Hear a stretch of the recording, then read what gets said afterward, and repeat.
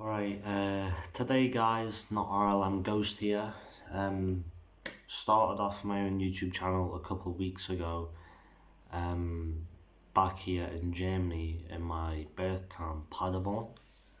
And I'm just here to explain how my life went from being born at the age of 2 years old, moving over to a foreign country I didn't know, learning that language, and then eventually coming back to the country I never thought I would come to see my family again. So to start off with, I was born 2002, 9th of August, the summer baby, as people would some call it. And for around 2 years I went to kindergarten here in Paderborn, and there was, let's say, some certain family problems that were sort of messing up the family at the time. So at the age of 2.5 years old, my father brought me over to the UK to live there with his parents for a couple of years, and until we moved into a house. So around the age of 6, I went to a primary school called Chilwell Valley Primary School in the UK. Let's say I met my best friend there, and we've been best friends since year 3. Nah, we've been best friends since reception. I started going to school at the age of 6, so around 2008, I was already in year 3. Let's say this as, what do we say this as, guys? Come on, help me out here. My life was already starting to get a bit difficult then. I had a little sister on the way soon enough. My dad had met a new girlfriend after breaking up with my mum. He met a new girlfriend, and soon enough, after a few years of them being together, they had a little girl, my little sister. And around 8 years later, no, around 5 years later, they had my little brother. Hard to say. So I didn't really have that great of a life growing up. My favourite time of the year was when my nan from Germany used to come over and visit me and my brother, my younger brother, but not my youngest brother. And we would cook with her in the kitchen, so I grew a passion for cooking. And it just grew from there. So throughout school career, going into secondary school, I started getting into cooking. So when it came to the point of GCSEs, I selected the food technology class. And throughout the school years, I wasn't the type of person to study or, pay attention in certain classes. I was a difficult child to handle in school.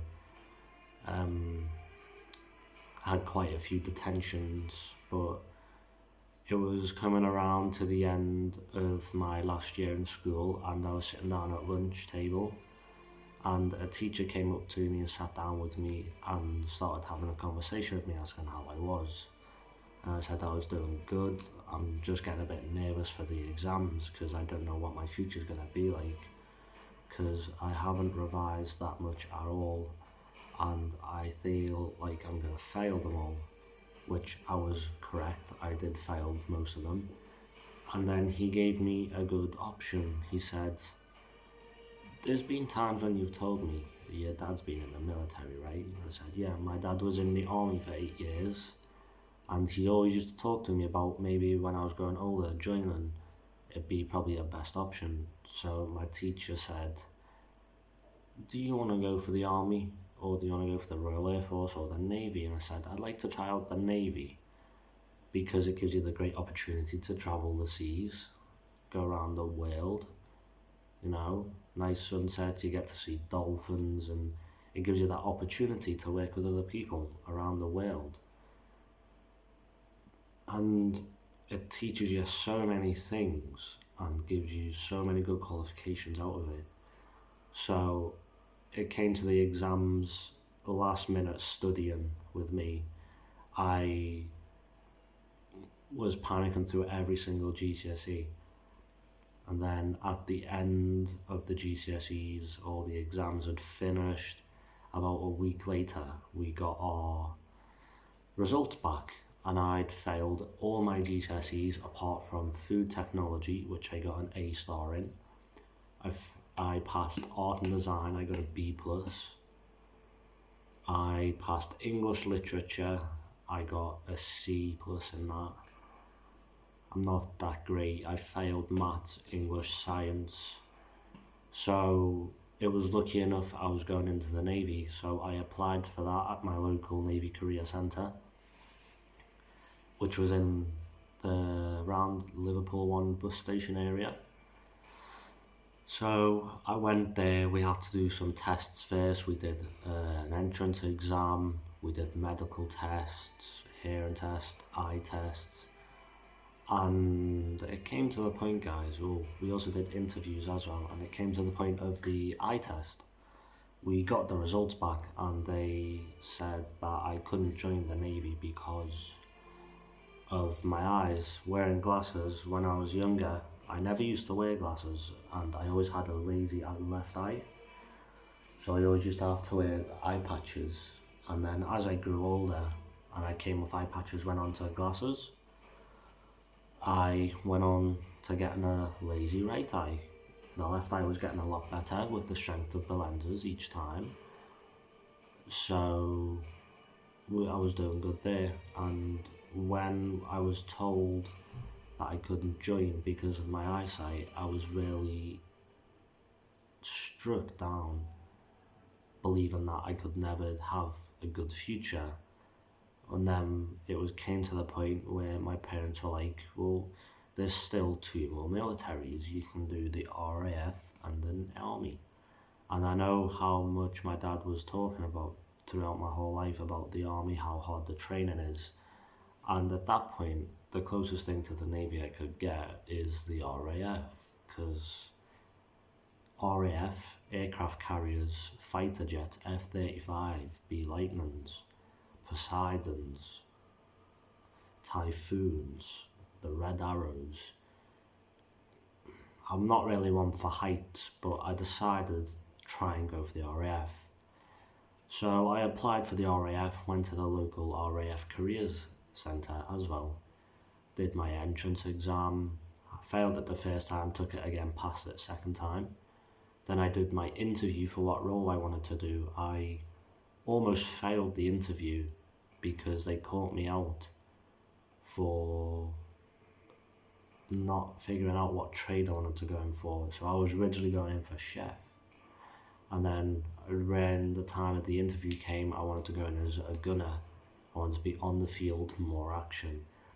So throughout the interview, I was sort of going in between answers on what trade I wanted to do. And they told me the interview was failed, but about a couple of weeks later, they'd call me again, give me the interview again. They technically tell me what to say. All I had to do was find a trade that I wanted to do, that I passed for, give them a few details on what the job actually does in the RAF, the role, maybe some few military bases where they can get stationed, maybe some operations they're useful for. Did all my research for that, because obviously joining the RAF was a passion I wanted to do. So I passed that, and then I was given my starting date of the 10th of July 2019.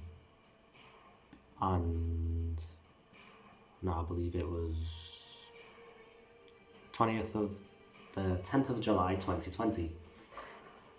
So I was stuck with that from there, waiting and waiting. Past Christmas comes. Just after Christmas, the start of January, we get a message off the RAF Careers Advice, and they get a phone me up like, hey, yeah, they've moved my appointment to the 10th of March, which is absolutely amazing. I was shocked to pieces at how quick I was able to go into military training. So it was coming around, we were getting stuff up and packing all my stuff, and come the, think it may believe 7, 8, 9, I believe it was the 7th, Friday the 7th of March. First time I ever got drunk. Parents wanted me to know what it feels like to get drunk. Absolutely feels like shit, guys. Absolutely feels like shit getting drunk. So we had a leaving party. I got drunk for the first time. Next day, didn't eat or drink or nothing. Went out for a fresh air with my mate.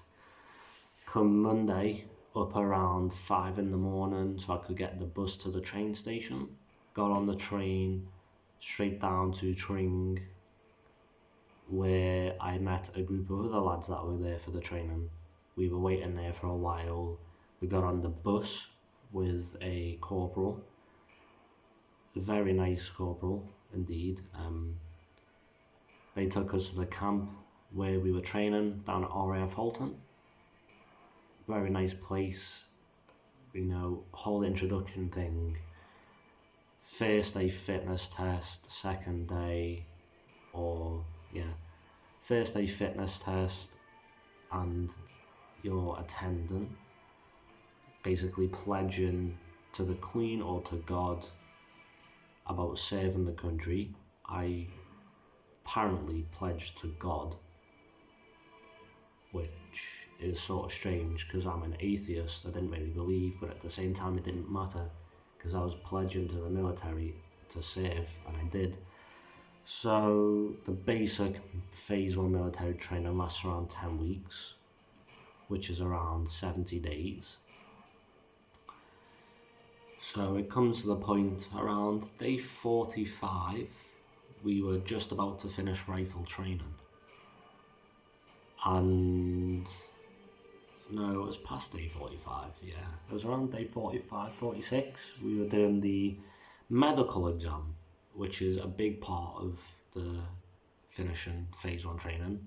You have your medical exam, and then you have your CBRN exam and your rifles test. The rifles test I passed. There's so many different pieces that you need to know about everything. And it brings me up to the point now, day 45, 46 of the medical exam. You get 3 tries at every exam down in military training, in any military, and on the third try of the medical exam, I failed 3 tries. First one, I failed for not making a phone call to the ambulance. Second one, I failed for doing the completely wrong check. Third time, I didn't tilt the head back far enough on the resuscitation dummy, and I breathed in, normal CPR, saw the chest rise, but they still classed as a fail because they apparently didn't see the chest rise, or I didn't lift the head back far enough. So it goes from there. I got reflighted, being set back technically from training to a certain point so I could relaying everything from a point I failed at. So I was around 3 days off technically training, packing up and getting ready to move to a new intake. Bear in mind there's only 6 intakes in the RAF Halton. There's Arnold, Beckett, Campion, Douglas, Pearson and Thompson. So I was on Arnold, lasted to day 46. Then around day 50, I moved on to Douglas, which was a really nice intake, really nice group of people. On Monday, it was on a Monday, can't remember the date, guys, can't remember the date, it was a while ago. And we stood out in the rain for around 2.5 hours, guiding every new person from the intake in, 120 people. And then it comes to the point where around a month and a half, close to 2 months after being in that intake, I got myself a back injury from the fitness tests. Like normal fitness, military fitness programs, picking up dummies twice the size of your body weight to practice carrying someone with all the gear on, flipping technically tires from the back of a tractor, running with jerry cans, running in boots, and I ended up sustaining a back injury which caused me to go home for a month. So I was at home for a month. First week, sort of like recuperating, healing from the injury. Second week, exercises. Third week, running. And half a week of the last week, more exercises. And then the rest of the week was a bit of a chill week to repack up what I needed to take back. And then I went back 2 weeks in the medical bay, which is just another block where you stay in, another barrack block.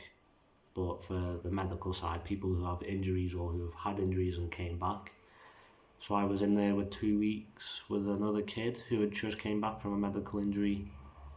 And then about 2.5 weeks later, I'm being taken to hospital. Serious injuries caused to the wrist.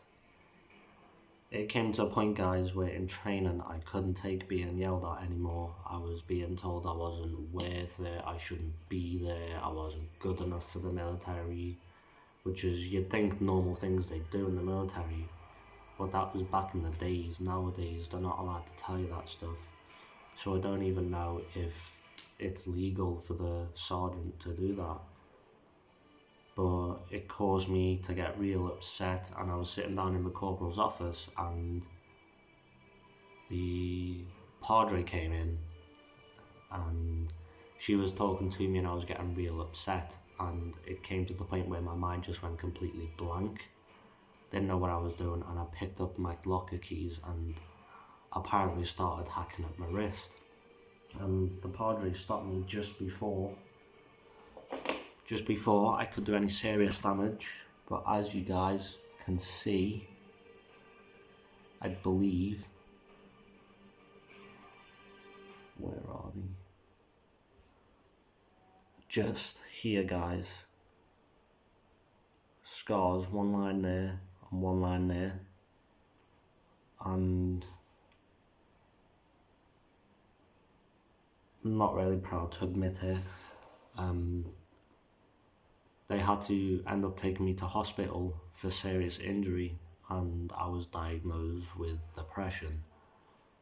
And that really hurt me down, knowing I probably wouldn't be able to carry on with training. So after about 2 days later, after getting back from the hospital, I was given two options. I could either leave the military and rejoin in a couple of years, or I could, let's say, carry on with the training, get sent home, and then get told not to be able to join again. And a little bit of proof, guys, of me being in the military is the rank slides. We have a McTeague rank slide, which is the medical one, and an Arnold rank slide.